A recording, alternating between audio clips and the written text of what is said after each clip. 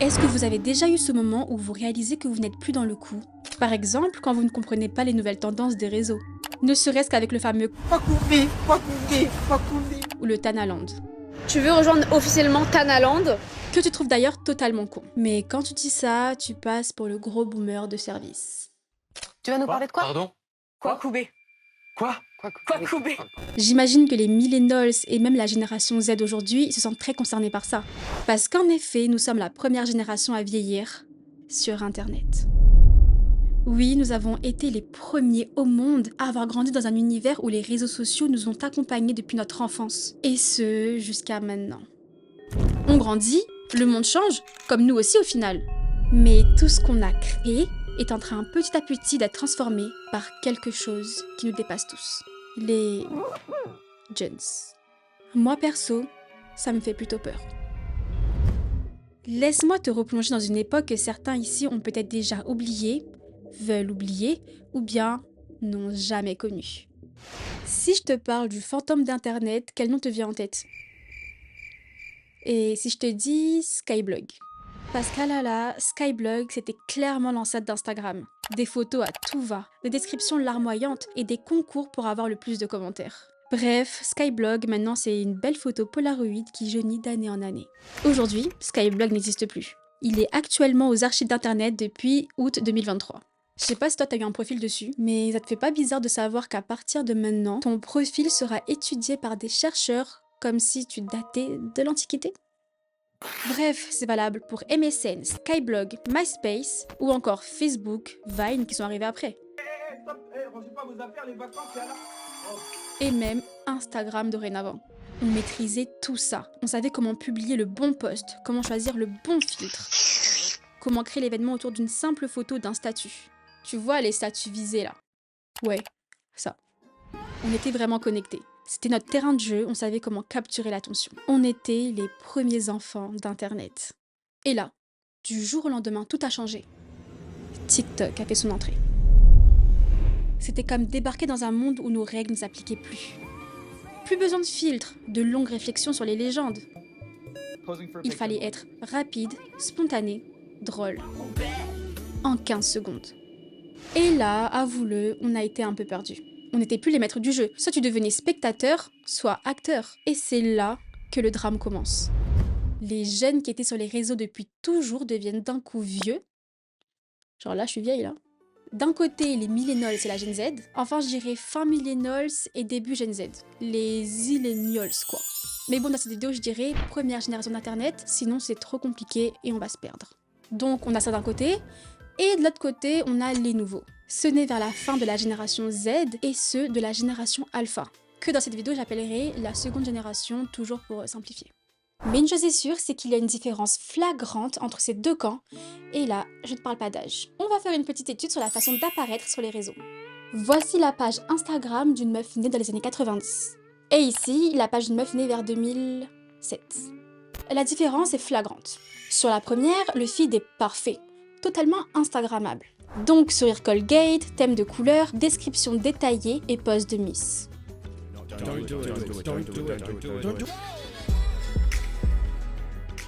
Alors que ceux de la nouvelle génération, c'est clairement plus fouillé. Photo floue, selfie en grand angle, pose paparazzi.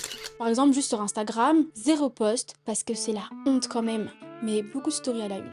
Bref, ce TikTok parle de lui-même.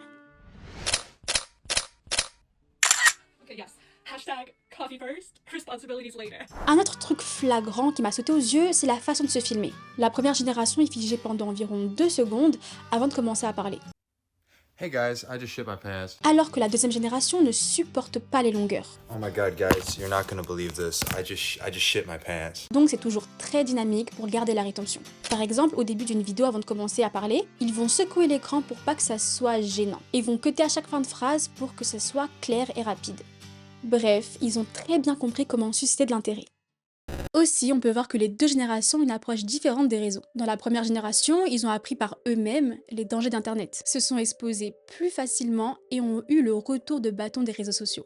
Par exemple, des photos qui ont leak, des pseudos qui ont mal vieilli, des regrets concernant d'anciennes publications. Il n'y a qu'à voir l'étude datant des années 2010 qui ont été déterrées après des bad buzz. Alors que la deuxième génération, malgré leurs photos floues et leurs TikTok à première vue pas élaborés, gère beaucoup mieux son image que la première génération. Justement, eux ont été sensibilisés très jeunes aux dangers d'Internet, car ils ont vu en étant petits leurs aînés devenir des stars mondiales grâce aux réseaux sociaux. Alors que la première génération ne s'attendait pas à un tel succès. Il n'y a qu'à voir la situation. En gros, ce que vit la Gen Z avec la Gen Alpha sur les réseaux, c'est un peu ce qu'ont vécu les Millennials avec la Gen Z dans la télé-réalité. Ce que je veux dire, c'est que les premiers participants étaient des Millennials. Ils ont fait ça pour l'expérience et ne s'attendaient à rien et ont percé malgré eux. Ici la voix. Les candidats qui ont postulé et qui ont été les lofters n'avaient aucune idée de ce dans quoi ils mettaient les pieds. C'est-à-dire qu'ils ne savaient pas qu'ils allaient devenir célèbres et ils ne savaient même pas ce qu'il fallait faire pour intéresser la caméra. Et à partir de la deuxième télé-réalité, c'était déjà terminé. C'était des gens qui savaient qu'ils allaient devenir des stars et qui voulaient devenir des stars. Donc en fait, on change tout de suite de personnalité. À côté de ça, la Gen Z qui était spectateur a compris les codes et a ensuite participé pour percer. Donc, pour en revenir au réseau, la deuxième génération a assimilé que c'était un business et pas juste un moyen de communication. La question que tu te poses maintenant quand tu crées un nouveau compte, c'est est-ce que je le fais pour mes amis seulement ou est-ce que je le fais pour devenir quelqu'un? Et ça, la seconde génération d'Internet l'a bien compris. Car maintenant, c'est eux qui créent les règles. Rapide, efficace, drôle. TikTok, les Reels et les Shorts s'appliquent très bien ces règles-là. D'ailleurs, c'est pas TikTok qui a rendu les enfants comme ça, hein. Ils étaient déjà comme ça en fait, et c'est pour ça que l'application a pété. Les bébés qui ont grandi avec les tablettes, les téléphones, etc., vous pensez encore qu'ils ont le temps de se poser 2 heures devant un film? Non, maintenant c'est les séries. Vous pensez encore qu'ils ont plus le temps de mettre une vidéo tuto de 30 minutes? Eh ben non, maintenant il y a ChatGPT. Bref, ces bébés dont on parlait il y a 10 ans, maintenant ils sont grands, ils ont de la barbe. Ces enfants que tu voyais que tu ne prenais pas au sérieux, maintenant c'est des adultes, enfin. Presque. Enfin, je sais plus. Et toi, de la première génération qui était à l'aise avec tes mèmes, tes lol, tes XPTDR, ben là, tu te sens complètement dépassé et vieillot. Alors que t'étais là depuis le début quand même. Et c'est pire depuis qu'il y a eu ce basculement. Ce moment où t'as grandi. Mais pas seulement grandi, mais où tu as aperçu tes premières rides. Et quand je parle de rides, je parle pas de celles sur ton visage, hein, mais les rides qui sont apparues quand t'as entendu un jeune dire que les traits d'eyeliner, c'était pour les vieux. Comment ça, la génération alpha a décidé que le liner était gênant? Ah oui, et les chaussettes courtes aussi. Les slims. Brother, what's that? Et surtout si tu fais encore des cœurs comme ça. Alors qu'il faut les faire comme ça.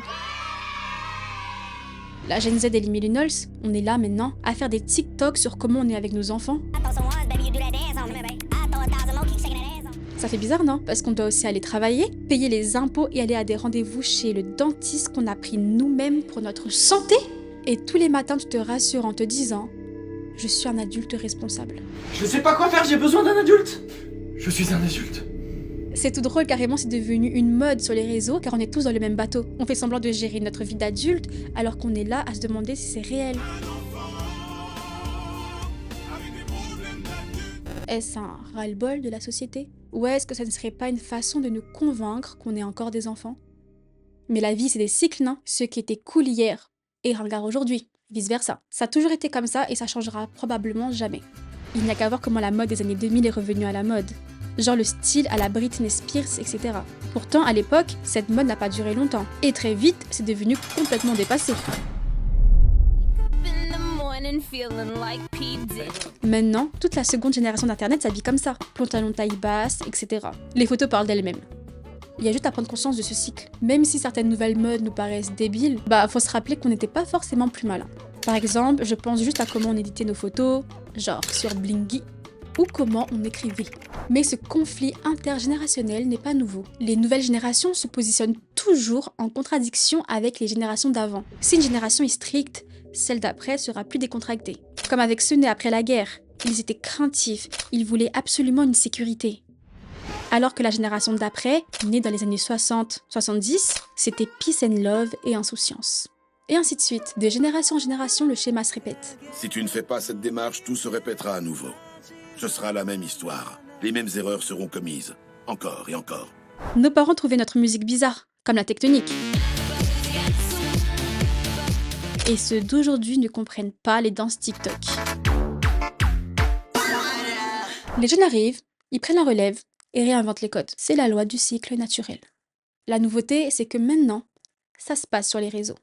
C'est pas un problème en soi de se sentir dépassé. C'est plutôt un signe qu'on est passé à l'étape suivante du cycle. On va faire une petite étude de cas. J'imagine qu'ici, tout le monde connaît Kim Kardashian. Bref, si jamais vous ne savez pas, pour faire simple, c'est la reine des réseaux sociaux.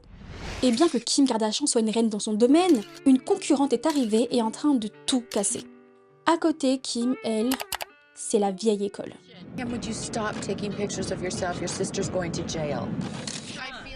Sa concurrente est Northwest. Hate it. You're going to the Met Gala, Pete, not the gas station. Sa fille, tout simplement. Kim, voilà, elle, c'est toujours la perfection. Le contrôle de son image, de sa posture. Alors que North, c'est clairement tout l'inverse. C'est rapide, monté, ça a l'air sans prise de tête. Et par exemple, comme on le disait au début, elle ne laisse pas un silence avant de parler. Comme le ferait quelqu'un de la première génération, genre sa mère. Hi guys. Ok, North est encore une enfant, mais elle a créé de véritables trends, et ça ne m'étonnerait pas que dans moins de 5 ans, les jeunes de son âge essayent de lui ressembler. Comme les femmes de la génération de sa mère qui ont été influencées par Kim. Elle a transmis le flambeau à sa fille, quoi. En gros, la roue tourne tout simplement. Tu vas pas dire Kwakubé alors que t'as 30 ans. Tu comprends bien que c'est pas pour toi, ça. Enfin, j'espère. Finalement, je juge beaucoup plus des messieurs qui disent Kwakubé que des mecs de 10 ans.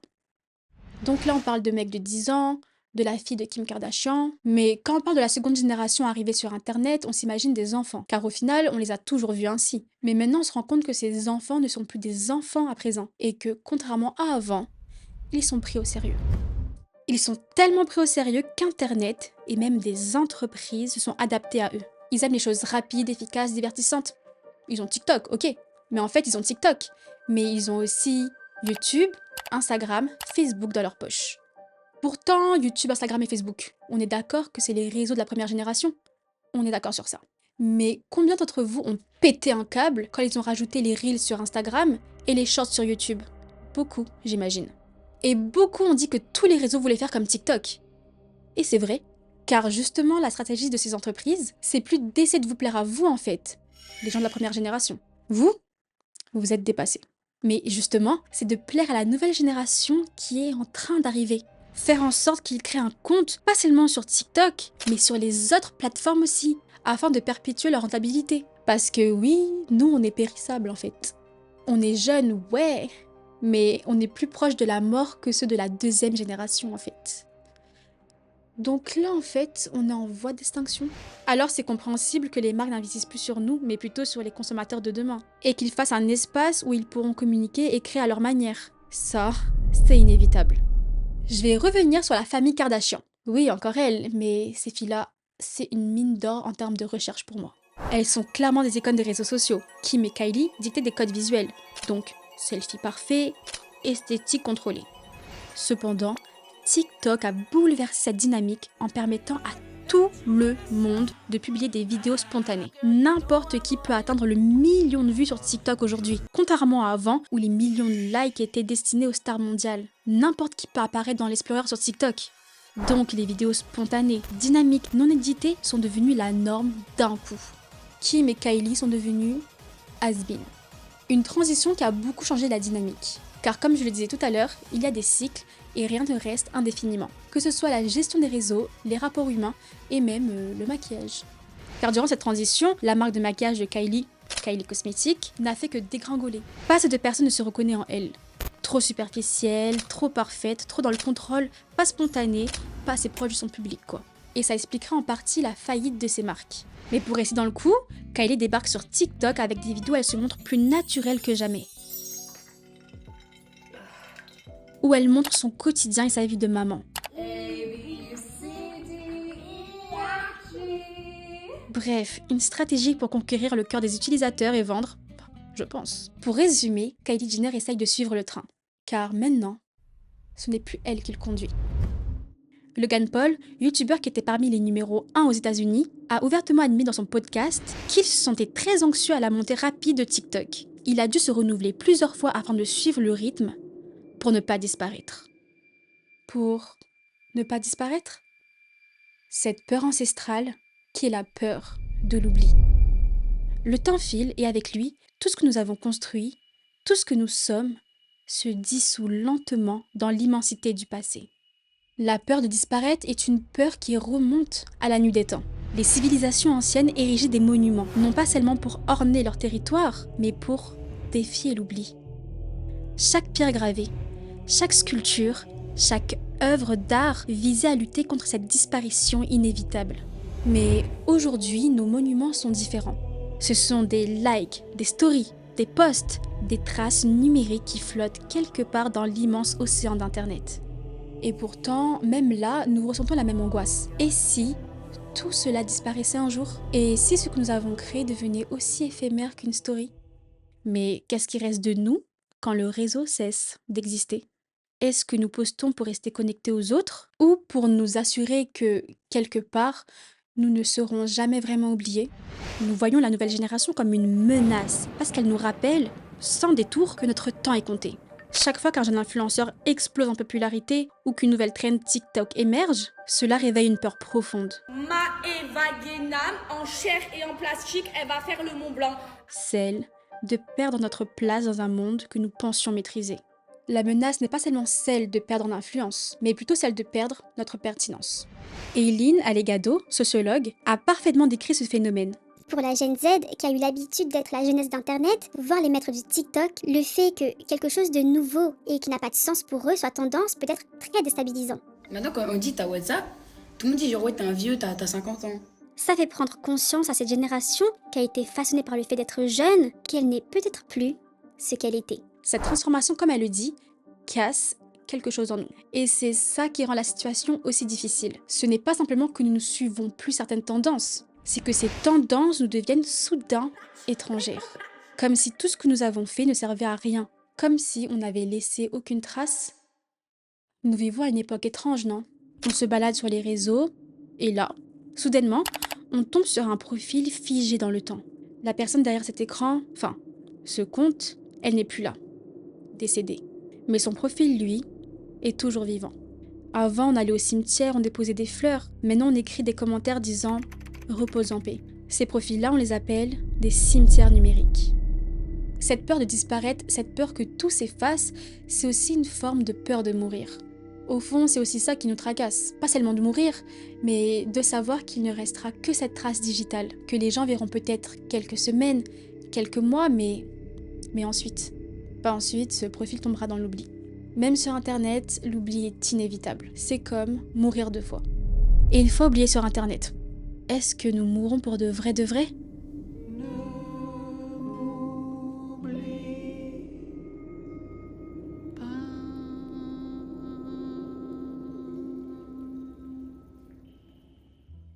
Et cette passation de pouvoir à la deuxième génération, qu'on le veuille ou non, est douloureuse parce qu'elle nous renvoie à notre propre obsolescence.